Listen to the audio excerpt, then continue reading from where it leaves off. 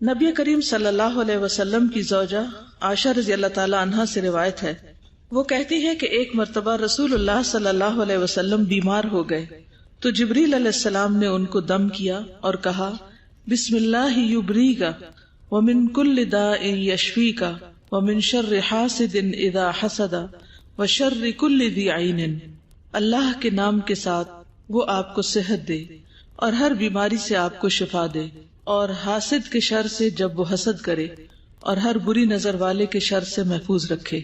کتنی خوبصورت دعا ہے۔ تو جب بھی کسی بیمار کو ملے، اگر آپ کو زبانی دعا یاد ہو تو آپ اس پر یہ پڑھ سکتے ہیں۔ اس بات سے اس چیز کا بھی ثبوت ملتا ہے کہ مریض پر دم کیا جا سکتا ہے، یعنی دم کرنے میں کوئی حرج نہیں، کوئی گناہ کی بات نہیں، کیونکہ کرنے والے جبریل ہیں اور جن پہ کیا جا رہا ہے وہ محمد صلی اللہ علیہ وسلم ہے، جو ہمارے لیے بیسٹ اگزامپل ہیں۔ رسول اللہ صلی اللہ علیہ وسلم نے درج ذیل کلمات پڑھنے کی ترغیب دی اور اسے ہر ناگہانی یعنی اچانک آفت سے محفوظ رہنے کا سبب بتایا ہے۔ بسم اللہ الذی لا یضر مع اسمہ شیء فی الارض ولا فی السماء وہو السمیع العلیم، اللہ کے نام سے وہ ذات جس کے نام کے ساتھ کوئی چیز زمین میں اور آسمان میں نقصان نہیں دے سکتی اور وہ خوب سننے والا خوب جاننے والا ہے۔ سیدنا عثمان بن عفان کہتے ہیں کہ میں نے رسول اللہ صلی اللہ علیہ وسلم سے سنا، آپ نے فرمایا جس نے شام کو مدرجہ بالا کلمات 3 بار کہے اسے صبح تک کوئی اچانک مصیبت نہیں آئے گی، یعنی جو 3 دفعہ شام کو پڑھ لے گا پوری رات محفوظ رہے گا، اور جس نے صبح کے وقت 3 بار کہے اسے شام تک کوئی اچانک مصیبت نہیں آئے گی، یعنی مصیبتوں اور بلاؤں سے محفوظ رہے گا۔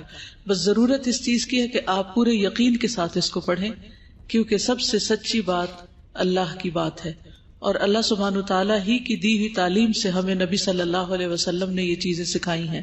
تو یہ صرف ایک علم یا ایک کوئی منتر سمجھ کر نہیں پڑھنا، بلکہ پورے یقین کے ساتھ پڑھنا ہے کہ یہ اللہ سبحانہ تعالیٰ کی طرف سے ہمارے لیے دعائیں آئی ہیں۔ راوی بیان کرتے ہیں کہ اس حدیث کو روایت کرنے والے ابان بن عثمان کو فالج ہو گیا، سٹروک ہو گیا، تو ان سے حدیث سننے والا ان کو تعجب سے دیکھنے لگا کہ پھر یہ کیوں ہو گیا، یعنی اگر آپ یہ کہتے ہیں کہ کوئی تکلیف نہیں آئے گی تو یہ کیسے آ گئی؟ انہوں نے کہا کیا ہوا، مجھے کیا دیکھتے ہو، یعنی میری تکلیف کو دیکھ رہے ہو؟ اللہ کی قسم میں نے عثمان پر جھوٹ نہیں بولا اور نہ عثمان نے نبی صلی اللہ علیہ وسلم پر جھوٹ بولا، لیکن جس دن مجھے یہ فالج ہوا میں غصے میں تھا تو میں ان کلمات کو پڑھنا بھول گیا، اللہ کی تقدیر نافذ ہو گئی، تکلیف آ گئی، یعنی بات سچی ہے، قصور اپنا ہے، غلطی اپنی ہے۔ رسول اللہ صلی اللہ علیہ وسلم بیماریوں کے علاج کے لیے صحابہ کرام کو اس دعا کے ساتھ بھی دم کیا کرتے، اذهب البأس رب الناس اشف انت الشافی لا شفاء الا شفاؤک شفاء لا یغادر سقما، اے لوگوں کے رب تکلیف کو دور کر دے، شفا عطا فرما، اور تو ہی شفا دینے والا ہے، تیری شفا کے سوا کوئی شفا نہیں، ایسی شفا دے جو بیماری کو باقی نہ چھوڑے۔ یہ بیمار پر پڑھنی چاہیے، اور 7 دفعہ پڑھ دیں تو بہت ہی اچھا ہے۔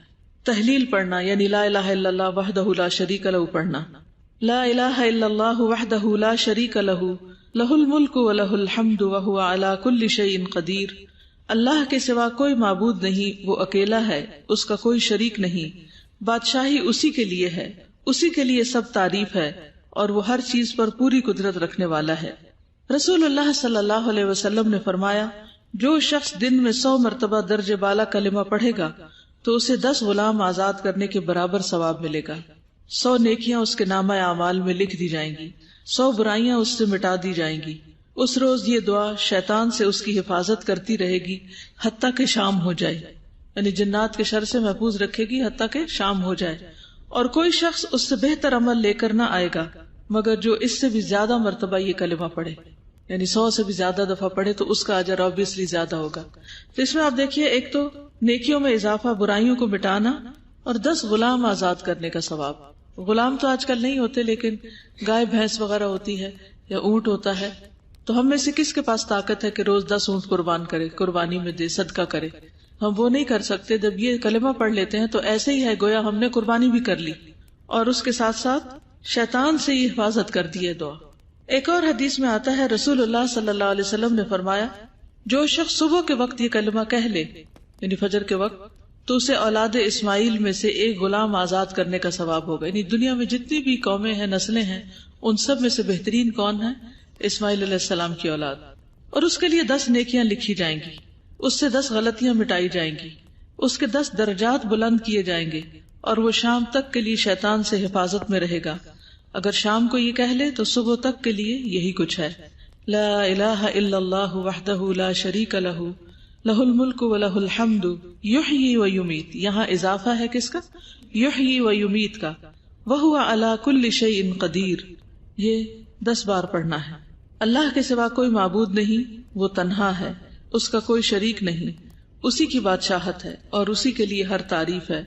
وہی زندہ کرتا ہے، وہی موت دیتا ہے، اور وہی ہر چیز پر پوری طرح قدرت رکھنے والا ہے. یعنی اگر 100 دفعہ نہیں پڑھ سکتے تو 10 دفعہ صبح، 10 دفعہ شام یہ پڑھ لیجئے. رسول اللہ صلی اللہ علیہ وسلم نے فرمایا، جس نے ہر مغرب کی نماز کے بعد، یعنی پڑھنے کا وقت بھی بتایا جا رہا ہے، ہر مغرب کی نماز کے بعد 10 مرتبہ درجے بالا کلمہ کہا تو اللہ تعالیٰ اس کے لیے اسلحے والے پہرے دار مقرر کر دیتا ہے. یعنی ایسے فرشتے جو اسلحہ بردار ہوتے ہیں، جو صبح تک شیطان سے اس کی حفاظت کرتے ہیں. اور اللہ تعالیٰ اس کے لیے جنت واجب کر دینے والی 10 نیکیاں لکھ دیتا ہے، اس کے 10 ہلاک کرنے والے گناہ مٹا دیتا ہے، اور یہ اس کے لیے 10 مومن لوڈیاں آزاد کرنے کے برابر ہو جاتا ہے. یعنی اس کا بھی اجر و ثواب بہت زیادہ ہے. کچھ مشکل ہے پڑھنا؟ چلیے ٹائم کاؤنٹ کیجئے اور دیکھیے 10 دفعہ پڑھنے میں کتنا ٹائم لگتا ہے. اسی وقت سب پڑھیے. جی کتنا ٹائم ہے؟ 1 منٹ اور 5 سیکنڈ. جی 50 سیکنڈ آپ کے لیے. کیا ہمارے پاس 1 منٹ نہیں ہے؟ اجر دیکھیے آپ کتنا زیادہ ہے. کیا ہم 10 غلام آزاد کر سکتے ہیں؟ کیا ہمیں فکر نہیں کہ ہماری برائیاں ہمارے لیے نقصان دہ ہوں گی؟ تو ایسی غلطیاں ہماری، ایسے گناہ ہمارے جو ہلاک کر دینے والے ہیں، ان کا کفارہ ہو جائے گا.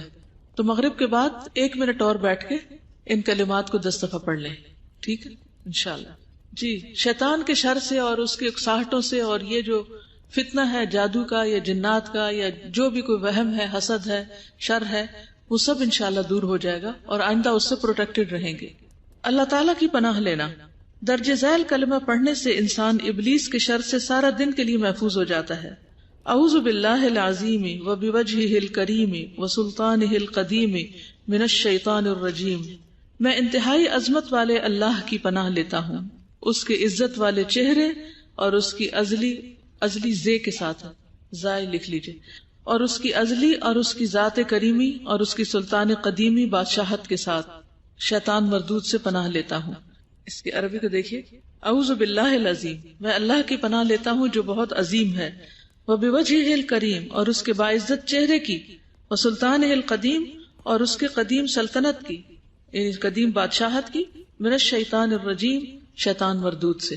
آپ صلی اللہ علیہ وسلم جب مسجد میں داخل ہوتے تو مدرجہ بالا کلمہ کہا کرتے تھے، یعنی مسجد داخل ہوتے وقت. انسان جب یہ کہہ لیتا ہے تو شیطان کہتا ہے آج سارے دن کے لیے یہ مجھ سے محفوظ ہو گیا، پروٹیکٹڈ.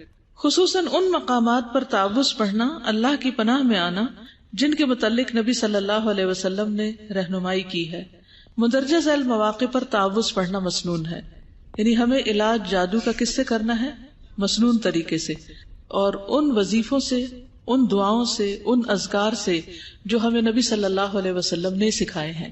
کیونکہ آپ سے بڑھ کر کوئی عالم نہیں تھا، آپ سے بڑھ کر کوئی عامل یعنی عمل کرنے والا نہیں تھا، آپ سے زیادہ سچی خبریں کسی کے پاس نہیں تھی. تو اس لیے پورا یقین ہونا چاہیے کہ جو آپ دے رہے ہیں وہ سب سے بہترین ہے، مجھے اس پر عمل کرنا ہے.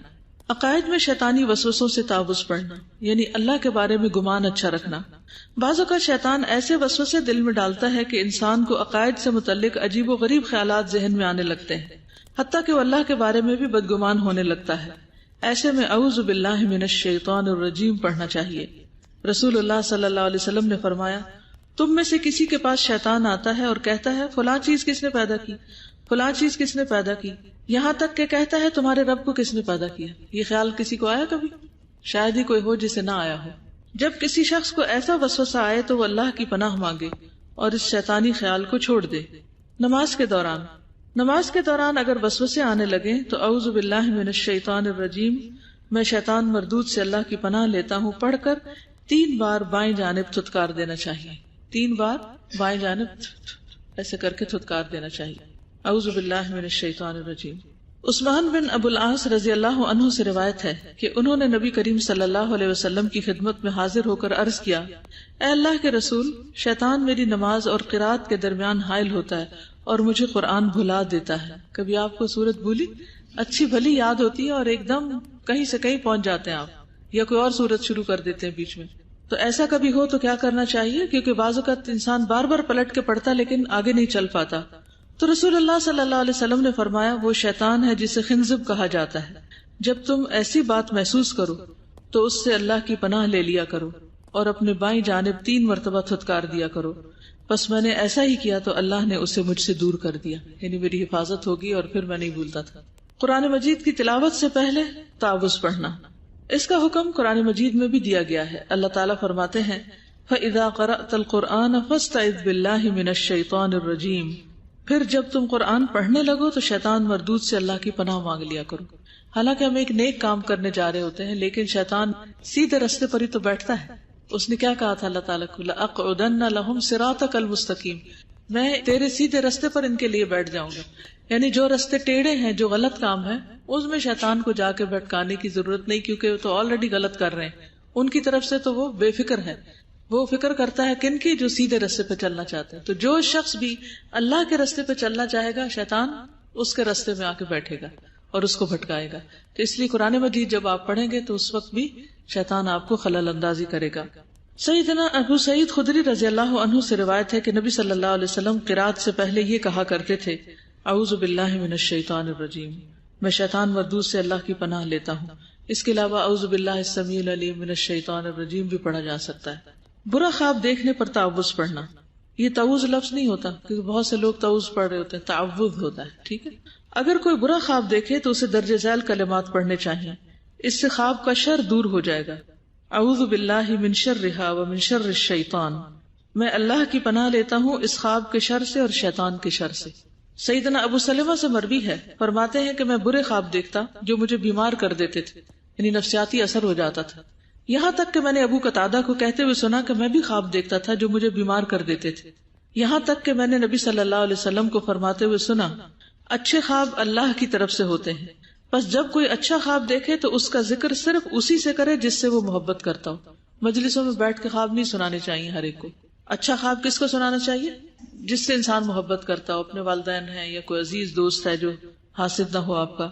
اور جب برا خواب دیکھے تو اس خواب کے شر سے اور شیطان کے شر سے اللہ کی پناہ مانگے اور 3 مرتبہ تھتکار دے اور اس کا ذکر کسی سے نہ کرے، بس وہ اسے ہرگز کوئی نقصان نہ پہنچا سکے۔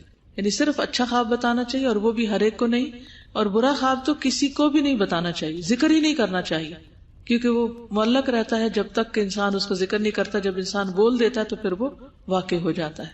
بہت سے لوگ اس بارے میں بہت ناسمجھی کا ثبوت دیتے ہیں، اچھے بھلے پڑھے لکھے لوگ اس معاملے کو نہیں جانتے اور اپنے خواب ہر ایک کو، اور وہ یہ بھی نہیں دیکھتے کہ مجلس میں کون کون بیٹھا ہے اور اس پر اس کا کیا اثر ہوگا یا اس کا کیا نتیجہ کوئی نکالے گا، تو وہ بلا دریغ خواب سناتے چلے جاتے ہیں۔ خواب سنانا لوگوں کو ایسے ہی جیسے کوئی کل کی کہانی سنا رہے ہوں، تو اس عمل سے پرہیز کرنا چاہیے کیونکہ پھر وہ واقع ہو جاتا ہے۔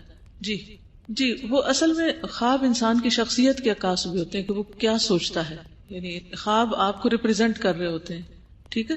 تو بعض اوقات کچھ جو معالج ہوتے ہیں وہ خواب پوچھتے بھی ہیں تاکہ انہیں پتہ چل سکے کہ آپ کو بیماری کیا ہے، تو وہ ڈائگنوسس کے لیے ہوتا ہے، اس میں کوئی حرج نہیں بتانے میں۔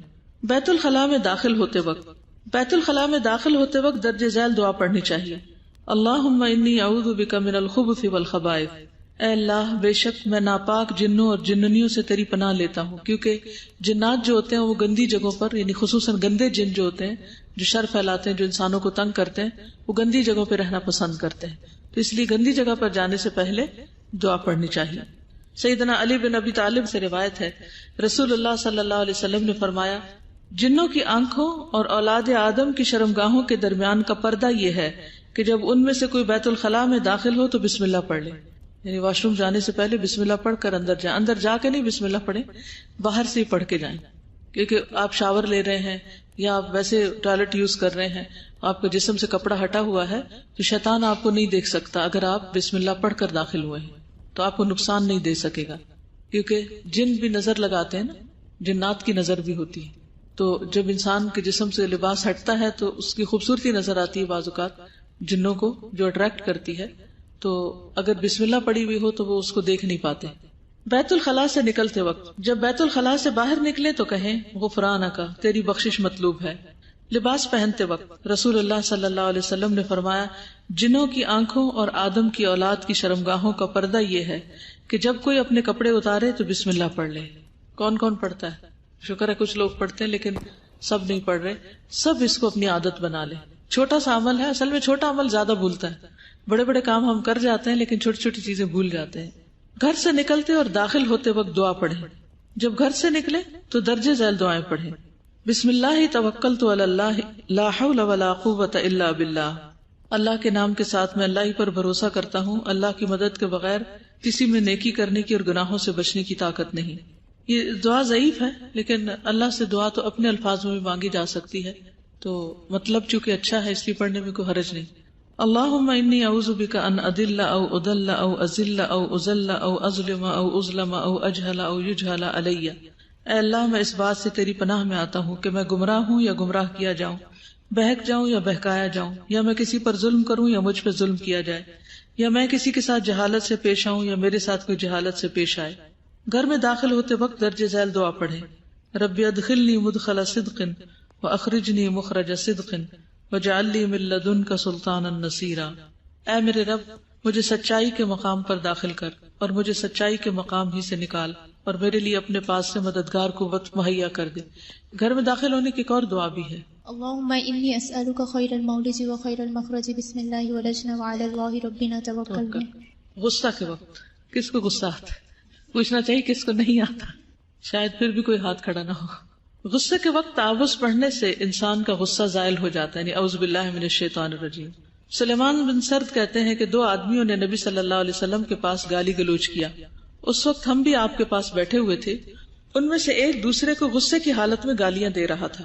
اس کا چہرہ سرخ ہو گیا تو نبی صلی اللہ علیہ وسلم نے فرمایا میں ایسا کلمہ جانتا ہوں کہ اگر یہ کہہ دے تو اس کی غصے کی یہ حالت چلی جائے. یعنی اگر یہ اعوذ باللہ من الشیطان الرجیم کہہ دے تو اس کا غصہ چلا جائے. آزما کر دیکھیے، ٹھیک ہے انشاءاللہ. حق زوجیت کے وقت آدمی کو درج ذیل مسنون دعا حق زوجیت ادا کرتے وقت پڑھ لینی چاہیے، جیسا کہ حدیث میں آتا ہے نبی صلی اللہ علیہ وسلم نے فرمایا جب تم میں سے کوئی اپنی بیوی سے صحبت کرے تو یہ کہے بسم اللہ اللہم جنبنا الشیطان و جنب الشیطان ما رزقتنا.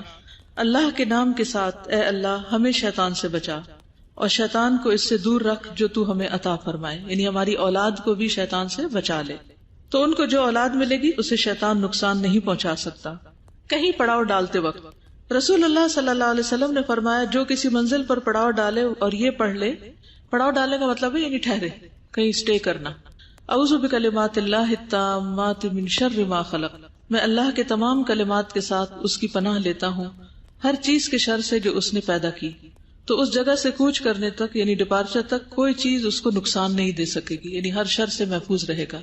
بیماری یا تکلیف کے وقت ساری تکلیفوں اور بیماریوں کو دور کرنے والی ایک اللہ ہی کی ذات ہے، اس لیے بیماری اور تکلیف کے وقت اللہ کی پناہ طلب کرنی چاہیے. سیدنا عثمان بن ابی عاص ثقفی کہتے ہیں کہ میں نبی صلی اللہ علیہ وسلم کی خدمت میں حاضر ہوا. مجھے اتنی تکلیف تھی، قریب تھا کہ مجھے ہلاک کر دیتی، یعنی اتنا شدید درد تھا. تو نبی صلی اللہ علیہ وسلم نے مجھ سے فرمایا اس درد کی جگہ پر اپنا دایاں ہاتھ رکھو اور 7 مرتبہ کہو بسم اللہ اعوذ بعزت اللہ و قدرتہ من شر ما اجد و احاذر. اللہ کے نام کے ساتھ میں پناہ لیتا ہوں اللہ کی عزت کی اور اس کی قدرت کی اس شر سے جو میں پاتا ہوں اور جس سے میں ڈرتا ہوں. کیونکہ انسان کو اس وقت اپنے مرنے کا خوف آنے لگتا ہے یا بیماری کے بڑھنے کا یا اس کے نقصانات کا، تو ان سب وہموں سے بھی اور خیالات سے بھی انسان کو نجات دیتی اور تکلیف بھی دور ہو جاتی. کتنے لفظ ہیں اس میں؟ بسم اللہ تو آپ کو پہلے ہی آتی، اعوذ بھی آتی، بعزت اللہ و قدرتہ من شر ما اجد و احاذر. بہت آسان دعا ہے، ٹھیک ہے، اس کو یاد کر لیں. صبح اور شام اور بستر پر لیٹتے وقت شیطان کے شر سے اللہ کی حفاظت مانگنا. ابو بکر صدیق رضی اللہ عنہ نے عرض کیا اے اللہ کے رسول مجھے کچھ ایسے کلمات کا حکم دیجئے جنہیں میں جب صبح اور شام کروں تو کہہ لیا کروں. آپ صلی اللہ علیہ وسلم نے فرمایا کہو اللہم فاطر السماوات والارض عالم الغیب والشہادہ رب کل شیء وملیکہ اشہد ان لا الہ الا انت اعوذ بک من شر نفسی وشر الشیطان وشرکہ. اے اللہ آسمانوں اور زمین کے پیدا کرنے والے، پوشیدہ اور موجود ہر چیز کے جاننے والے، ہر چیز کے رب اور اس کے مالک، میں گواہی دیتا ہوں کہ تیرے سوا کوئی معبود برحق نہیں ہے۔ میں اپنے نفس کے شر سے اور شیطان کے شر سے اور اس کے شرک سے تیری پناہ لیتا ہوں۔ یہ بھی صبح شام کی دعا میں آپ یاد رکھے پڑھنا۔ آپ صلی اللہ علیہ وسلم نے فرمایا جب صبح کرو اور جب شام کرو اور جب اپنے بستر پر آؤ تب اس دعا کو پڑھ لیا کرو۔ پھر ہے آیت الکرسی پڑھنا۔ اصل میں اگر یہ اذکار زبانی یاد ہو تو پھر تو انسان چلتے پھرتے بھی پڑھ لیتا ہے، پھر اس کی عادت بن جاتے ہیں، تو یوں ہے جیسے انسان سانس لیتا ہے تو ایسے ہی ذکر کرتا چلا جاتا ہے، پھر مشکل نہیں۔ شروع میں مشکل ہوگی اور ہو سکتا ہے آپ اوور ویلمڈ ہو رہے ہو کہ اتنی ساری چیزیں ہم کیسے کریں گے، لیکن صرف عادت بنانے کی دیر ہے۔ آپ یہ کر سکتے ہیں، کتاب آپ کے پاس ہے، ایک چیز کر لیں، اس کو ٹک کر لیں کہ عادت میں آ گیا، پھر دوسری شروع کر دیں، پھر تیسری کر دیں، کرتے کرتے ان سب چیزوں کی عادت بنا لیں تو ایک محفوظ زندگی انشاءاللہ گزاریں گے۔ آیت الکرسی پڑھنا، احادیث سے پتہ چلتا ہے کہ آیت الکرسی پڑھنے سے مال محفوظ ہو جاتا ہے۔ سیدنا ابو ہریرہ کہتے ہیں کہ رسول اللہ صلی اللہ علیہ وسلم نے مجھے صدقہ فطر کی نگہبانی پر مقرر فرمایا۔ اتنے میں ایک شخص آیا، وہ لب بھر بھر کر اس میں سے کھجوریں لینے لگا۔ میں نے اس کو پکڑ لیا اور کہا میں تجھے ضرور رسول اللہ صلی اللہ علیہ وسلم کے پاس لے جاؤں گا۔ پھر انہوں نے پورا قصہ بیان کیا۔ تیسرے دن جب اسے پکڑا تو وہ کہنے لگا مجھے چھوڑ دے، جب تو سونے کے لیے بستر پر جائے تو آیت الکرسی پڑھ لے، صبح تک اللہ کی طرف سے تجھ پر ایک نگہبان فرشتہ مقرر رہے گا اور تیرے پاس شیطان پھٹکنے نہ پائے گا۔ ابو ہریرہ نے یہ بات نبی صلی اللہ علیہ وسلم سے بیان کی۔ نبی صلی اللہ علیہ وسلم نے فرمایا گو وہ بڑا جھوٹا ہے مگر اس نے تجھ سے سچ کہا، وہ شیطان تھا۔ تو اس سے یہ پتہ چلتا ہے کہ آیت الکرسی پڑھنے سے جان مال محفوظ رہتا ہے، حفاظت کی دعا ہے۔ اور آیت الکرسی کب پڑھتے ہیں آپ؟ ہر فرض کے بعد۔ شاباش۔ سورۃ البقرہ کی آخری 2 آیات پڑھنا۔ حفاظت کے لیے رات کے وقت سورۃ البقرہ کی آخری آیات پڑھنا مفید ہے۔ نبی کریم صلی اللہ علیہ وسلم نے فرمایا من قرأ بالآیتین من آخر سورۃ البقرہ فی لیلۃ کفتاہ، جس نے سورۃ البقرہ کی آخری 2 آیات رات کو پڑھی وہ اسے ہر آفت سے بچانے کے لیے کافی ہو جائیں گی۔ سیدنا معاذ بن جبل نے رسول اللہ صلی اللہ علیہ وسلم کے زمانے میں شیطان کو قابو کیا اور بتایا کہ شیطان ہاتھی کی صورت میں آیا۔ جب وہ دروازے کے قریب آیا تو اپنی کسی اور صورت میں دروازے کے سوراخوں میں سے داخل ہو کر کھجور کے قریب ہوا۔ پکڑے جانے پر کہنے لگا ہم تمہارے اس شہر میں رہتے تھے یہاں تک کہ تمہارے ساتھی محمد صلی اللہ علیہ وسلم مبعوث کیے گئے۔ پھر 2 آیات ایسی نازل ہوئی کہ ہم ان سے بھاگ گئے۔ بس جس گھر میں یہ آیات 3 دن پڑھی جائیں اس گھر میں شیطان داخل نہیں ہوتا۔ وہ آیات آیت الکرسی اور سورۃ البقرہ کی آخری 2 آیتیں ہیں۔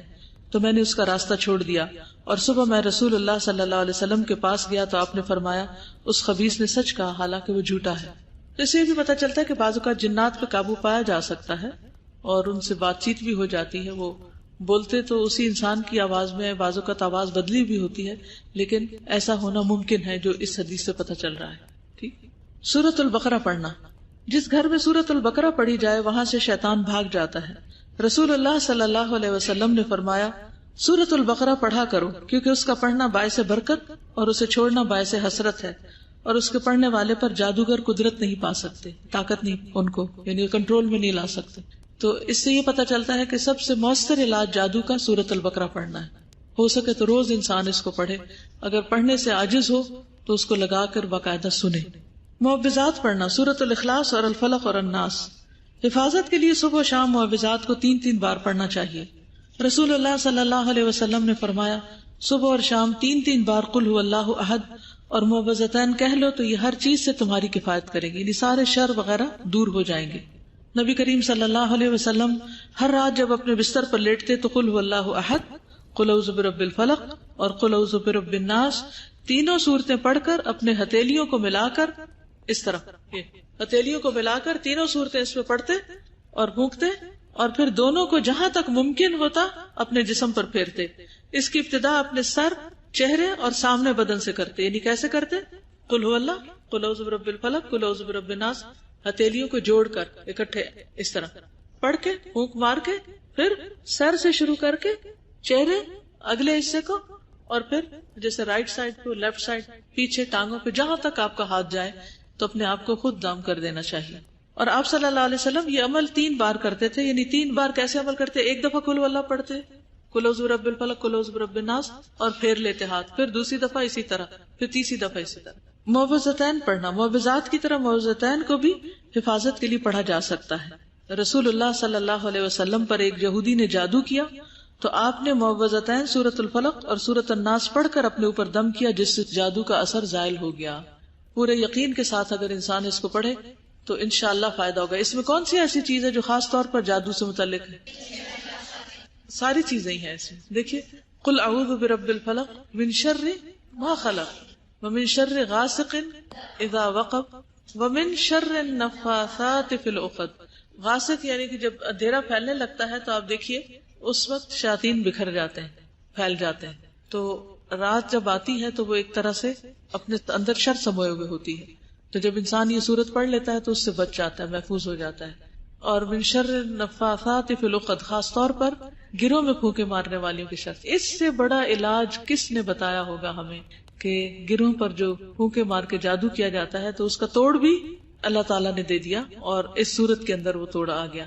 من شر النفاثات فی العقد ومن شر حاسد اذا حسد. عام طور پر جادو کون کرتا ہے؟ جو حاسد ہوتا ہے. پھر قل اعوذ برب الناس ملک الناس الہ الناس من شر الوسواس الخناس، یعنی شیطان جو ہے یعنی بہت زیادہ وسوسہ ڈالنے والا جو بار بار پلٹ کر آتا ہے. الذی یوسوس فی صدور الناس من الجنۃ والناس. تو یہ دو صورتیں بہت بہترین ہیں ہر طرح کے جادو وغیرہ کے توڑ کے لیے. نہیں، نفاسات جو ہے وہ مبالغے کا صیغہ بھی ہے، مارنے والے بھی اس میں معنی بنتا ہے. عموماً مؤنث کا ترجمہ کر دیتے ہیں جبکہ دونوں معنی بن سکتے ہیں اس میں. اور ایک اور بات یہ ہے کہ عورتیں عام طور پر جادو وغیرہ کے کرنے کرانے اور عاملوں کے پاس آنے میں زیادہ مشغول ہوتی ہیں، حسد بھی زیادہ ہوتا ہے. ٹھیک ہے. سیدنا عقبہ بن عامر بیان کرتے ہیں کہ ایک بار میں رسول اللہ صلی اللہ علیہ وسلم کے ساتھ چل رہا تھا. ہم جحفہ اور ابوا کے درمیان تھے کہ آندھی آئی اور سخت اندھیرا چھا گیا. تو رسول اللہ صلی اللہ علیہ وسلم قل اعوذ برب الفلق قل اعوذ برب الناس پڑھنے لگے. یاد رہے گا جب کالے بادل آ جائے، اندھیری آ جائے، اور فرمانے لگے اے عقبہ، ان کی تلاوت کے ذریعے سے اللہ کی پناہ مانگا کرو. کسی پناہ مانگنے والے نے ان جیسے افضل کلمات سے پناہ نہیں مانگی، یعنی ان سے بہتر کسی چیز کے ذریعے کسی نے کبھی پناہ نہیں مانگی، یعنی بہترین کلمات ہیں. نبی صلی اللہ علیہ وسلم اس سے پہلے کچھ اور تعوذات پڑھا کرتے تھے. جب یہ صورتیں نازل ہوئی تو آپ نے سب کو چھوڑ کر ان پر زیادہ فوکس کیا. سورۃ الفاتحہ سے دم کرنا. سورۃ الفاتحہ کا ایک نام شفا بھی ہے کیونکہ اس کو پڑھنے سے انسان کو شفا نصیب ہو جاتی. ایک صحابی نے زنجیروں میں بندھے ایک مجنون پر اس سورت کو پڑھ کر دم کیا تو وہ بالکل تندرست ہو گیا، یعنی اس کو بھی شاید جن کا اثر تھا یا ایسی کوئی نظر تھی. تو جب انہوں نے اس پر سورت الفاتحہ پڑھی تو وہ بالکل ٹھیک ہو گیا، اس کا جنون جاتا رہا. کیا وجہ ہے کہ وہ لوگ صرف انہی چیزوں سے جادو کا علاج کرتے تھے، لیکن ہمارے لیے یہ کافی نہیں. فرق یقین کا ہے. یس، اگر ہمیں پورا یقین ہوگا کہ اللہ سبحانہ وتعالیٰ ہی سب مشکل کاٹ سکتا ہے اور اللہ سے بڑھ کر دیا ہوا علم بھی کسی کے پاس نہیں ہے اور اللہ کے کلام سے زیادہ طاقتور کلام بھی کوئی اور نہیں ہے، تو انشاءاللہ ہم باقی چیزوں کی طرف نظر اٹھا کے بھی نہیں دیکھیں گے. جمعہ کے دن سورۃ الکہف پڑھنا. نبی صلی اللہ علیہ وسلم نے فرمایا جو شخص جمعہ کے دن سورۃ کہف پڑھتا ہے تو 2 جمعوں کے درمیان اس کے لیے نور روشن ہو جاتا ہے، یعنی اس کی مشکلات آسان ہو جاتی ہیں. سونے سے پہلے سورۃ الملک، السجدہ، بنی اسرائیل اور الزمر پڑھنا. ابی لبابہ رضی اللہ عنہ کہتے ہیں کہ رسول اللہ صلی اللہ علیہ وسلم جب تک سورۃ الزمر اور سورۃ بنی اسرائیل کی تلاوت نہیں کر لیتے تھے اس وقت تک سوتے نہیں تھے. جابر رضی اللہ عنہ سے روایت ہے کہ رسول اللہ صلی اللہ علیہ وسلم اس وقت تک نہ سوتے جب تک سورۃ الف لام میم التنزیل یعنی سورۃ السجدہ اور سورۃ تبارک الذی بیدہ الملک نہ پڑھ لیتے. تو یہ ہیں وہ مسنون اذکار اور مسنون چیزیں کہ جن کو اگر انسان اپنی روزانہ کی معمول کی زندگی میں پڑھتا رہے تو جادو، جنات، شیاطین، حسد اور بہت سی برائیوں سے، انسین خرابیوں سے محفوظ رہ سکتا ہے. اور اگر کوئی تکلیف آ جائے تو انسان صبر سے کام لے، کیونکہ بیماری میں صبر کرنے پر جنت ہے. بیماری کے علاج کے باوجود شفا اسی وقت حاصل ہوتی ہے جب اللہ کا اذن ہو، یہ یاد رکھیے. لہٰذا اگر علاج معالجہ کے باوجود شفا نہ مل رہی ہو تو اس پر صبر بھی کرنا چاہیے اور اللہ سے بہتری اور ثابت قدمی کی دعا کرتے رہنا چاہیے. رسول اللہ صلی اللہ علیہ وسلم نے فرمایا جس مسلمان کو بھی بیماری کے باعث یا کسی اور شے کے باعث کوئی تکلیف پہنچے تو اللہ اس کے ذریعے اس کے گناہ اس طرح جھاڑ دیتا ہے جس طرح درخت خزاں میں اپنے پتے جھاڑتا ہے. یعنی بیماری انسان کے لیے گناہوں سے نجات کا ذریعہ بنتی ہے. یعنی انسان دعائیں کرتا رہے یا شفا ہو جائے گی یا پھر پاک ہو جائے گا انسان گناہوں سے. جی گڈ کوشچن. بہتری اور ثابت قدمی کی دعا. ہوتا یہ ہے کہ جب انسان بیمار ہوتا ہے تو اس کا ایمان کمزور ہونے لگتا ہے، شیاطین اس کے اندر وسوسے ڈالتے ہیں اور وہ بعض اوقات اللہ تعالیٰ سے مایوس ہونے لگتا ہے. تو حق پر، خیر پر، ایمان پر ثابت قدمی کی دعا. ٹھیک ہے. کہ اللہ تعالیٰ ہمیں صحیح رستے سے نہ بھٹکا دے، کیونکہ لوگ پھر غلط علاج کی طرف چل پڑتے ہیں، شرک میں مبتلا ہو جاتے ہیں. ٹھیک ہے، یہ بھی لکھا ہے کسی نے، کل کلاس میں بتایا گیا کہ گھر میں تصویر نہیں ہونی چاہیے، مگر آج کل تو ہر چیز میں تصویر ہے. مثلا بکس، پانی کی بوتل، پینسل، ہر ایک کو مٹانا ممکن نہیں، تو کیا کرنا چاہیے؟ ان کو ڈھانک دینا چاہیے، سامنے نہیں ہونا چاہیے، سجانا نہیں چاہیے. موبائل پر آپ کوئی بھی اچھا سین ڈال سکتے، کیوں بچوں کی یا اپنی یا کسی کی پکچر ڈالتے ہیں؟ کیونکہ بعض اوقات اسٹک ہو جاتا ہے اور وہ پکچر وہاں ہی دکھتی رہتی ہے. اکثر لوگوں نے اپنے بچوں کی تصویریں ڈالی ہوتی ہیں، تو میں یہ سوچتی ہوں کہ ہر وقت بچوں کی شکلیں دیکھتے رہنا کیا ہے؟ یعنی اولاد کی محبت کا فتنہ نہیں، اس کے بجائے آپ کوئی اچھا ریمائنڈر اپنے لیے ڈال سکتے ہیں، کوئی اچھی سینری ڈال سکتے ہیں جس سے آپ کو اللہ کی یاد آئے، آپ اللہ کی تسبیح کر سکے. پھر اسی طرح کچھ لوگ پروفائل پکچر، اس میں بھی یا اپنی ڈالیں گے یا کسی بچے کی یا کسی اور کی ڈال دیں گے، اس میں بھی پکچر ڈالنے کی کیا ضرورت بنتی؟ اس کی بجائے اچھا پھول، کوئی اچھا سین، کوئی اچھا لفظ، کوئی بھی اچھی چیز آپ ڈال سکتے. ایکچولی جتنی بھی انسان تصویریں یا جو بھی چیز ڈالتا ہے نا، اس سے اس کی شخصیت کی عکاسی ہوتی کہ وہ کس چیز کی محبت میں مبتلا ہے، اللہ کی محبت میں یا بندوں کی محبت میں. جی، کھلونے بھی ایک ٹوکری میں ڈال کے شام کو ساروں کے اوپر چادر دے دیں، اور کوشش کریں کہ بچوں کو ایسے کھلونے لے کر ہی نہ دیں کہ جن کے اندر تصویریں ہوں. لیکن اگر کوئی چارہ نہ ہو کہ ایجوکیشنل پرپز کے لیے کوئی چیز آپ نے لی ہے تو اس کو بھی ڈھانک دیں، سامنے نہ ہو کچھ بھی. جی السلام علیکم استاذہ. کل اس کے بارے میں پڑھنے کے بعد میرا دل کیا میں تھوڑی سی اور انفارمیشن حاصل کروں، تو تھوڑا ٹائم تھا، نیٹ کے اوپر میں نے سرچ کیا اور ہوتے ہوتے ایک ایسی ویب سائٹ کھل گئی جس کے اوپر باقاعدہ جادو کرنے کا طریقہ تصویروں کے ساتھ اور جنتر منتر وہ سب کچھ دیا ہوا تھا. اور اس کو دیکھ کے پھر مجھے احساس ہوا کہ یہ فتنہ کتنا زیادہ آج کل پھیل گیا ہے. اور جو الارمنگ چیز تھی اس کے اندر یہ تھا کہ جس کے اوپر جادو کرنا ہے، پتلا بنانے کا ایک طریقہ اس کے اندر لکھا ہوا تھا اور دکھایا ہوا تھا. اس کے اندر جو وکٹم تھا اس کے نیلز اور اس کے بال وہ بھرنے کا کہا گیا تھا. پھر اس سے مجھے یہ احساس ہوا کہ ہم لوگ بالکل بھی ان چیزوں کی حفاظت نہیں کرتے، اپنے بال اور نیلز کی. اور اس کے علاوہ پھر اس میں یہ بھی تھا کہ ضروری نہیں ہے کہ جادوگر کسی کو نقصان پہنچانے کے لیے یہ چیزیں یوز کرے. سم ٹائمز ہوتا یہ ہے کہ وہ اپنی پاورز کو انہینس کرنے کے لیے یا پھر شیطان کی طرف سے کچھ مطلب اس کے مطالبات کو پورا کرنے کے لیے کسی انسان کو نقصان پہنچاتے ہیں، اور پھر اس کے نیلز اور جو اس کے بال ہیں ان کے ذریعے اس شخص تک وہ پہنچتا ہے. تو ان کی حفاظت بہت ضروری ہے. آپ کے ہاتھوں میں یہ بک آ گئی ہے، اس بک کو پڑھیں، عمل کریں، دوسروں تک پہنچائیں. 10 شہر دور بیٹھا ہوا بندہ بھی لوگوں کے دماغوں پہ اس طرح اثر کر کے پیسہ اس طرح نکلوا رہا ہے. اور یہ جادو وہ لفظ ہے جس کے آگے لے جا کے لوگوں نے شرک کے بالکل گھڑوں میں لوگوں کو پہنچا دیے. تجربے سننے چاہیں تو مجھ سے سنیں. لوگوں کو روتے بھی دیکھ لیا، لوگوں کو 10 تعویذ باندھے ہوئے بھی دیکھ لیا، لوگوں کو لاکھوں روپے لٹاتے ہوئے بھی دیکھ لیا. میں جیسے ہی انٹر ہوئی ہوں اس بک پہ میری نظر پڑی اور میرے منہ سے الحمدللہ کے علاوہ کوئی لفظ نہیں نکلا. اور اب یہ بک خود نہیں پڑھوں گی، مری کے پہاڑوں پہ پہنچاؤں گی انشاءاللہ. اور ایک دعا جو اس پہ لکھی ہوئی ہے نا، میں نے اس کو پڑھا ہے. اور علاج سے پہلے، ٹیبلٹ کھانے سے پہلے یہ ساری دعائیں مانگیں، ڈاکٹر کے پاس جانے سے پہلے بھی یہ ساری دعائیں مانگیں.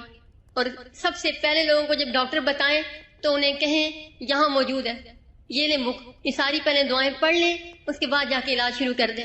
ہمارا نبی مرنے سے پہلے کوئی دعا چھوڑ کے مرا ہی نہیں کہ ہمیں آج کسی بڑے پیر کی ضرورت پڑ جائے. پرسوں ایک ماں کے بچے کے گلے میں جب تعویذ دیکھا، میں نے اس کی ماں سے کہا نکال دو، خود 3 کل پڑھ کے دم کر دو. آپ لوگ اس ماحول کے اندر ہیں نا، ابھی آپ کو نہیں سمجھ آ رہی، تھوڑا سا جب باہر نکلیں گے نا آپ کو پتہ چل جائے گا کیا کچھ ہو رہا ہے. پرسوں جب ایک جگہ پہ صرف 10 لائنیں لکھ کے تعویذ دیکھے تو ہوش ہی نہیں رہا. اور آپ کو پتہ ہے یہاں تک ہو چکا ہے کہ آیات تک چینج کر دی گئی ہیں. سورہ یاسین کی یہ آیت سلام قولا من رب الرحیم اپنی آنکھوں کے سامنے تبدیل ہوتی دیکھی ہے. یعنی صرف دم کرتے ہوئے یہاں تک حالات پہنچتے جا رہے ہیں. اللہ تعالیٰ ہم سب کو ان چیزوں سے بچائے اور سوئیں مت، اب جاگ جائیں، دوسروں تک پہنچائیں. جزاک اللہ خیرن کثیرا. جی تو بس صرف اتنا کہہ دینا کافی ہے کہ میرا استخارہ ٹھیک نہیں، پورا خواب سنانے کی ضرورت نہیں.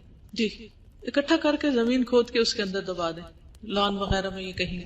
مطلب نظر کے سمٹمز بھی ہیں وہ میچ کر رہے ہیں، تو کوئی کیسے اندازہ لگائے گا کہ یہ جادو ہے یا نظر ہے؟ اور دوسرا یہ کہ گرا لگانے کی بات ہوئی تھی، تو اگر ہمیں وہ جس چیز پہ جادو کیا گیا ہے وہ اگر ملتی ہی نہیں ہے تو پھر اس کا کیا سلوشن؟ اگر جس پہ جادو کیا گیا وہ چیز نہ ملے پھر بس صرف دعائیں پڑھی جائیں اور علاج کیا جائے. کہ بعض اوقات خواب میں بھی نظر آ جاتا ہے، یعنی کہ کون سی چیز کہاں دفن ہے. لیکن اگر کوئی ایسا خواب نہیں آئے تو پھر اللہ پہ توکل کر کے صرف دعا کرتی چلے جائے. اور یہ جو ہے کہ جادو ہے یا حسد ہے یا نظر ہے، اس کا ضروری نہیں کہ ہم ڈسٹنگوش کریں. اصل چیز ہے کہ بیماری اور تکلیف. اگر انسان بیماری اور تکلیف محسوس کرتا ہے تو کچھ بھی ہو، یہ جو دعائیں ہیں نا یہ سب چیزوں کے لیے ہیں. تو ضروری نہیں کہ بیماری کو الگ سے ڈائگنوز کیا جائے کہ یہ حسد ہے یا یہ نظر ہے یا کچھ اور ہے. ہر طرح کے شر کے لیے. جی اللہ کے ناموں سے علاج کیا جا سکتا ہے، کیونکہ قرآن مجید میں آتا ہے وَلِلَّهِ الْأَسْمَاءُ الْحُسْنَى فَادْعُوهُ بِهَا. اللہ کے اچھے اچھے نام ہیں، ان ناموں کے ساتھ اس کو پکارو. اور کئی مسنون دعائیں ایسی ہیں جن میں اللہ تعالیٰ کے نام آئے ہیں، اور ان ناموں سے جب اللہ کو پکارا جاتا ہے، جیسے حدیث میں بھی آتا ہے، نبی صلی اللہ علیہ وسلم خود فرمایا، جیسے المنان نام ہے، الحی القیوم ہے. تو ایک شخص نے ایک دعا پڑھی جس میں یہ نام آئے، تو آپ نے فرمایا کہ اس نے اللہ تعالیٰ کے ان ناموں کے ساتھ پکارا ہے کہ جن کے ساتھ اگر دعا مانگی جائے تو دعا قبول ہوتی ہے. تو پھر وہ جب دعا قبول ہو جاتی ہے تو انسان کو صحت ہو جاتی ہے. جی تو اس سے یہ پتہ چلا کہ جتنے بھی سائیکولوجیکل ڈس آرڈرز ہیں اس کے بھی تمام سمٹمز تقریباً یہی ہوتے ہیں جو اس میں بتائے گئے ہیں. تو پھر ایک تو یہ کہ میرا سبجیکٹ بھی سائیکالوجی اور اس پہ تھوڑی سی پریکٹس بھی کی تھی، تو ایک گائیڈ لائن مل گئی ہے کہ اب ان دونوں چیزوں کو ساتھ لے کے کیسے چلنا ہے. آپ کے پاس ایسے لوگ آتے ہیں جو ایسے سمٹمز بتا رہے ہوتے ہیں، تو پھر ایک تو وہ سائیکولوجیکل ڈس آرڈر پہ ہی ہم اس کو زیادہ فوکس کرتے ہیں، اس کو دوا بھی دیں اور اس کو روحانی علاج بھی بتائیں. دونوں چیزوں کو ساتھ. بالکل. جی ایک دفعہ ایک خاتون کا انٹرویو آ رہا تھا ٹی وی پہ، وہ کسی عالم سے انہوں نے کوشچن کیا تھا. انہوں نے کہا کہ میں حج پہ گئی تھی اور وہاں جا کے میں اندھی ہو گئی اور مجھے خانہ کعبہ نظر نہیں آیا. میں نے حج کے سارے مناسک تو ادا کیے لیکن مجھے خانہ کعبہ دکھائی نہیں دیا. میں طواف بھی کرتی رہی لیکن بالکل میں وہاں جا کے بلائنڈ ہو گئی. تو ان عالم نے ان سے پوچھا کہ آپ کیا کرتی ہیں؟ وہ کہتی کہ میں میت نہلانے کا کام کرتی ہوں اجرت پہ. تو کہتی ہیں کہ کچھ آپ نے ایسا کیا ہو جو آپ کو یاد پڑتا ہو؟ تو ان خاتون نے یہ کہا کہ میں نے ایک دفعہ کسی عورت کو نہلانے کے بعد اس کے کفن کے اندر تعویذ سی دیا تھا، کوئی کالا جادو ٹائپ کوئی عمل کرنے کے لیے. تو اب خود سوچیں کہ جس کے خلاف وہ تعویذ کیا گیا وہ کہاں سے اس مردے کو نکالے گا اور اس میں سے وہ تعویذ نکال کے اس کو ڈسپوز آف کرے گا. کیسا ظلم ہے. جی سازا میں سوچی تھی کہ جب بھی کسی چیز کی انٹینسٹی یا اہمیت کو کم کرنا ہوتا ہے تو ہم اس کو لائٹ کر دیتے ہیں. تو میں بچوں یا ینگ جنریشنز کے لحاظ سے سوچی تھی کہ جادو یا جادو سے ریلیٹڈ کہانیاں یا اس سے ریلیٹڈ موویز اتنی عام ہیں کہ آج کا بچہ یا آج کا نوجوان اس کو کبھی سمجھتا ہی نہیں ہے. اگر میں نے پہلا جملہ سوچا اور اس کو سمجھا کہ جادو کفر ہے اور ایمان کے منافی بات ہے، تو میرے خیال میں اتنی انٹینسو وہ سوچ آج کے نوجوان کی نہیں ہے. تو اس کو تھوڑا سا پرویل کرنا چاہیے کہ بچوں کو بتانا چاہیے کہ ان کے اندر یہ نفرت ہو، اس کے قریب نہ جائیں. ہاں وہ یہ جاتے ہیں اور ایپس ہوتے ہیں نہ کسی ناٹ جسٹ فار فن. جیسے ویب سائٹس ہیں اور اس میں اس طرح کے طریقے بتائے ہوئے، تو کوئی ایسے ہی فار فن بیٹھ کے تو کچھ کرنا شروع کر دے، تو اگر یہ پتا ہوگا کہ یہ کرنا بھی کفر ہے چاہے فار فن ہی ہو تو اس کے قریب بھی نہ پٹکے انسان. اور دوسرا یہ کہ کسی کے علاج کے لیے بھی جادو نہیں کرانا چاہیے، کیونکہ بعض لوگ بیمار کے علاج جادو سے کرواتے ہیں، وہ بھی درست نہیں. پڑھے تھے جیسے ہیری پوٹر سیریز کس نے نہیں پڑھی ہوگی، تو بچوں کو ایسی سیریز یا ایسی موویز کی طرف کیوں پٹکنے دیں، ان کو پیچھے کریں تاکہ وہ اس کو لائٹ نہ سمجھیں. بہت اہم چیز ہے. بالکل جی بالکل عام ہے، اور اس کو پڑھ کے پھر اس کی وہ برائی کا جو احساس ہے وہ نہیں رہتا باقی. جی ہمارے گھر ایک نصف آیا، اس کے پیچھے نہ لکھی تھی سودوں کے فضائل لکھے تھے، اس کے ساتھ نمبر لگائے تھے کہ اگر یہ نمبر لکھ کے کھول کے پلائیں گے تو یہ جو کام ہو جائیں گے. تو کیا کرنا درست ہے؟ نہیں، نمبر کرنا بالکل درست نہیں. نمبر لکھنا، نمبر گھول کے پلانا، نمبروں سے کچھ علاج کرنا درست نہیں. نہ کرنا نہ کروانا، کیونکہ وہ سمبل ہوتے ہیں کچھ شیطانی کلمات کے بازو کا، جس کا ہمیں پتہ نہیں ہوتا کہ اس کے پیچھے کس کو پکارا جا رہا ہے، کسی جن کو یا کوئی اور ایسی خراب بات کی جا رہی. جی یہ بھی ٹھیک نہیں بتانا چاہیے. کوئی بعض اوقات کہتے ہیں نا ہم نے آپ کے بارے میں خواب دیکھا ہے، تو آپ ان سے پہلے کہہ دیں اگر اچھا دیکھا ہے تو بتائیں ورنہ مت بتائیں. ٹھیک ہے. جادو کا علاج. جادو کا علاج قرآن مجید اور مسنون اذکار میں موجود ہے. آپ صلی اللہ علیہ وسلم نے فرمایا لِكُلِّ دَاءٍ دَوَاءٌ فَإِذَا أُصِيبَ دَوَاءُ الدَّاءِ بَرَأَ بِإِذْنِ اللَّهِ تَعَالَى. ہر بیماری کے لیے دوا ہے، پھر جب کسی مریض کو صحیح طریقے پر بیماری کی دوا پہنچتی ہے تو اللہ کے حکم سے وہ تندرست ہو جاتا ہے. یعنی جادو ایک بیماری ہے، ٹھیک ہے، اسے بیماری سمجھ کے علاج کرنا چاہیے. تو کوئی بیماری ایسی نہیں کہ جس کا علاج نہ ہو. یہ الگ بات ہے کہ صحیح دوا نہیں پہنچتی. اگر صحیح دوا، صحیح ڈوز صحیح طریقے سے دی جائے گی تو انشاءاللہ مریض شفا یاب ہو جائے گا اللہ کے اذن سے. معالج کی خصوصیات. جادو کا علاج کرنے سے پہلے یہ اطمینان کر لیں کہ واقعی جادو کا اثر ہے یا کوئی جسمانی بیماری. کیونکہ بعض اوقات ویسے ہی تھکاوٹ میں انسان کو سستی ہونے لگتی ہے، یا کاہلی، یا موسم بدلتا ہے، یا مال نیوٹریشن ہوتی ہے، یا کوئی بھی اور ریزن ہوتی ہے، تو انسان کے اندر کچھ ایسی سمٹمز پیدا ہو جاتی ہیں. ضروری نہیں ہوتا کہ وہ جادو ہو، تو ہر چیز کو جادو نہیں قرار دینا چاہیے. جادو ہو تو مریض خود اپنے آپ کو دم کرے یا مستند معالج سے دم یا علاج کروائے، یعنی دونوں طریقے ٹھیک ہے، خود بھی کر سکتا ہے انسان اور کسی سے بھی علاج کروا سکتا ہے. مستند معالج یعنی سرٹیفائڈ جو معالج ہے یا جو درست علاج کرنے والا ہے، اس میں مدرجہ ذیل خصوصیات ہونی چاہیے. معالج خود دین کے احکام کا پابند ہو، یعنی نیک انسان ہو، اللہ تعالیٰ کے نام اور کلام سے علاج کرے. ابھی بات کی تھی نا کہ اللہ کے ناموں سے علاج کرتے ہیں، تو یہ درست ہے. یا اللہ کے کلام سے علاج کرے. دم عربی زبان میں ہو یا ایسی زبان میں جس کا معنی سمجھ میں آتا ہو کہ کہنے والا کیا کہہ رہا ہے. دم میں شرکی الفاظ نہ ہو. رسول اللہ صلی اللہ علیہ وسلم نے فرمایا لا بأس بالرقى ما لم يكن فيه شرک. اس دم میں کوئی حرج نہیں جس میں شرک نہ ہو، یعنی وہ مسنون بھی ہو سکتا ہے اور وہ اس کے علاوہ بھی ہو سکتا ہے ایز لانگ ایز اس میں شرکی الفاظ نہیں. علاج کرتے ہوئے یہ عقیدہ ہو کہ شفا اللہ ہی کی طرف سے ہوتی ہے. یہ جو کہا جاتا ہے نا فلاں کے ہاتھ میں شفا ہے، یہ درست نہیں. کیا عقیدہ ہونا چاہیے؟ اللہ کے اذن سے ہوگی، اللہ ہی کے ہاتھ میں ہے، یہ صرف علاج کر رہا ہے. غیر مستند معالج، ایسے معالج سے علاج نہیں کروانا چاہیے جو درجہ ذیل غیر مستند طریقے اختیار کرے. معالج مریض سے اس کی ماں کا نام پوچھے. ایسے شخص سے علاج نہ کرائیں جو یہ کام کرے. اس کے کپڑوں میں سے کوئی کپڑا منگوائے. کبھی کوئی جانور طلب کرے اور اسے بسم اللہ پڑھے بغیر ذبح کرے. اس کا خون مریض کے جسم پر ملے اور جانور کو غیر آباد جگہ پھینکوا دے، جنوں وغیرہ کے لیے. ایسا منتر پڑھے جو کسی کی سمجھ میں نہ آئے. مریض کو لٹکانے یا پینے کے لیے ایسا تعویذ دے جس میں مربع کی شکل میں ڈبے بنے ہوئے ہوں اور ان ڈبوں میں چند حروف یا نمبر لکھے ہوئے جو سمجھ میں نہ آ سکے. ایسا بھی کوئی تعویذ نہیں لینا چاہیے. پکی ہوئی مٹی کی پلیٹ میں نہ سمجھ میں آنے والے چند حروف لکھ کر دے اور اس برتن میں پانی پینے کا حکم دے. اگر آیات وغیرہ ہوں تو پیا جا سکتا ہے، لیکن نہ سمجھ آنے والے حروف کو مت پیئیں. مریض کو ایسا حکم دے کہ وہ لوگوں سے الگ تھلگ ہو کر ایک مقرر مدت تک کسی ایسے کمرے میں چلا جائے جہاں سورج کی روشنی نہ پہنچتی ہو، تو یہ بھی درست نہیں. کبھی وہ مریض سے مطالبہ کرے کہ مقررہ مدت تک پانی کو ہاتھ نہ لگائے، یعنی طہارت اختیار نہ کرے، جنات اور شیاطین کو خوش کرے. کچھ چیزیں زمین میں دفن کرنے کے لیے دے کہ یہ جا کے دبا دے. ایسا کوئی کام نہیں کرنا چاہیے. کچھ ایسے کاغذ دے جنہیں جلا کر ان کے دھوئیں سے دھونی لینے کو کہے. پتہ نہیں اس میں کیا لکھا ہوا. مریض کو مختلف چیزوں کی دھونی دے. بخور وغیرہ کر سکتے ہیں صفائی کے لیے، وہ ڈس انفیکٹنٹ ہوتا ہے، جراثیم مرتے ہیں اس سے. مریض کو علاج کی غرض سے غزال مشکی، ہرن کی کستوری، شیر کی چربی، الو کا خون، کچا گوشت اور اس قسم کی مہنگی اشیاء لانے کو کہے کہ یہ چیزیں لے کر آئیں تو علاج کریں گے. تو ایسے لوگوں کے پاس نہیں جانا چاہیے. ریڈ مرچیں بھی لوگ جلا کے دھونی دیتے ہیں تو وہ بھی ٹھیک نہیں. جی نظر کے علاج کے لیے کرتے ہیں نا، لال مرچیں جلاتے ہیں اور اس کی دھونی دیتے ہیں، تو وہ بھی درست نہیں. وہ تو دم کر کے دیں گے نا. قرآن پڑھا ہوا ہو تو پھر ٹھیک ہے، پانی ہو یا چینی ہو اس میں کوئی حرج نہیں، یہ درست نہیں. انہیں کسی نے کہا کہ جانور ذبح کر کے اس بکرے کا خون پاؤں پر لگائیں، تو یہ علاج ٹھیک نہیں. ٹھیک ہے. غیر شرعی طریقہ علاج کے بارے میں حکم. قرآن و احادیث کے مطابق جادو کرنا، کروانا، سیکھنا، سکھانا حرام ہے.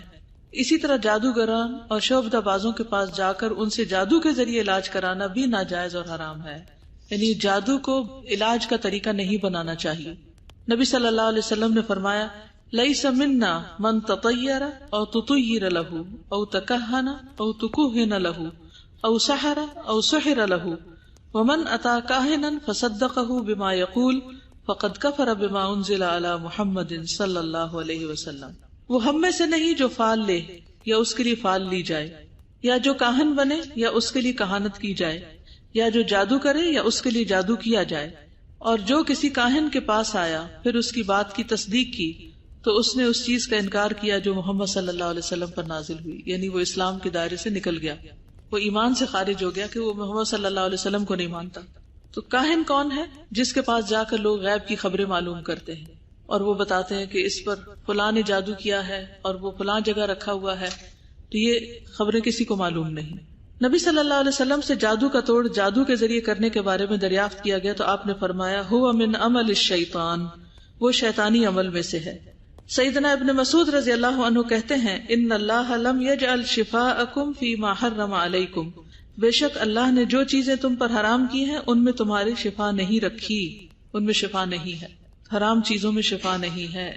آپ صلی اللہ علیہ وسلم نے فرمایا يدخل الجنة من امتی 70,000 بغیر حساب هم الذین لا یسترقون ولا یتطیرون وعلی ربهم یتوکلون.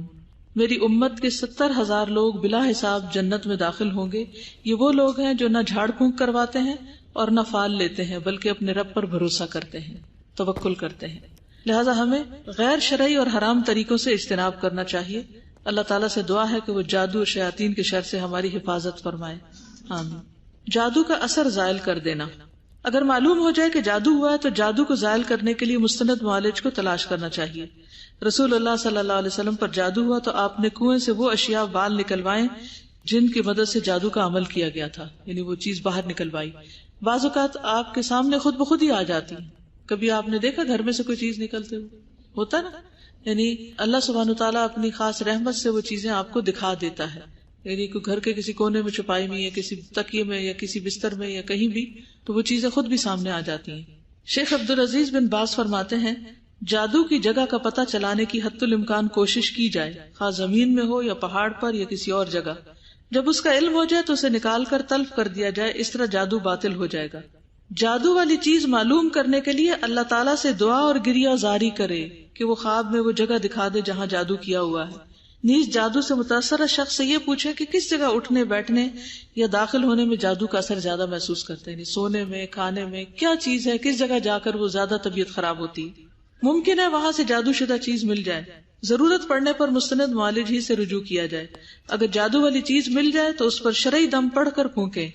اب یہ طریقہ ہے ڈسپوز آف کرنے کا. کیا؟ اس پر شرعی دم پڑھ کر پھونکے، پھر کسی غیر آباد جگہ پر دفنا دے یا پانی میں بہا دے یا جلا دے یا کسی اور طریقے سے ضائع کر دے. اگر یہ تمام آیات یاد نہیں تو صرف تعوذ، الفلق، الناس پڑھ کر اس چیز کو ضائع کر دیں. اپنے جسم سے الگ کی ہوئی قابل تلف اشیاء کی احتیاط. جادو سے بچنے کی تدابیر اور حفظ ما تقدم کا تقاضا ہے کہ اپنے کٹے ہوئے ناخن یا بال وغیرہ کہیں دبا دیے جائیں. استعمال شدہ پرانے کپڑے اگر کسی کو دینے کے قابل ہیں تو دھو کر دیے جائیں ورنہ جلا دیے جائیں. خصوصاً عورتوں کو اپنے حیض کے دنوں کے قابل تلف پیڈ وغیرہ کوڑے میں پھینکنے کے بجائے جلا دینے چاہیے، یہ پانی میں دھو کے خون نکال دینا چاہیے. اسی طرح بچے کی پیدائش کے وقت نوزائیدہ کے ساتھ نکلنے والی تمام آلائشوں کو بھی ہو سکے تو خود مٹی میں دبا دیا جائے، اس کی جو آول وغیرہ نکلتی ہے ساری چیزیں. آج کے لیے اتنا ہی کافی ہے، انشاءاللہ پھر کل